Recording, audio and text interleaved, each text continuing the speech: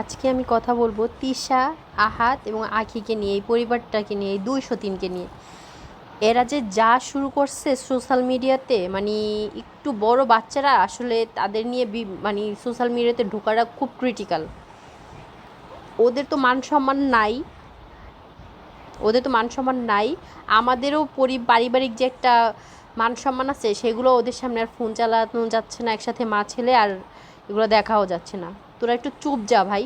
সমস্ত কী কথা উল্লেখ করিস তুই পাবলিক প্লেসে, সোশ্যাল মিডিয়াতে এইসব কথা বলতে পারিস?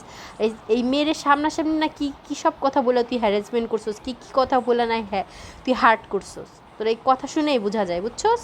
তুই একটু চুপ যা। তুই প্রথম বড়টারও খেদাইছস, এখন দ্বিতীয়টারও খেদাইছস, শান্তি হইছে। এখন ঘর দোর গুছে আর সুন্দর অ্যারেঞ্জমেন্ট করতেছো না? তোমার ঈদের আগে ঘর গুছানোর এখন উৎসব লেগে গেছে। স্টুপিড মাইয়া একটা। তোর মেয়ের সাথেও যেন আল্লাহ এরকম বিচার করে, বুঝাস নাই?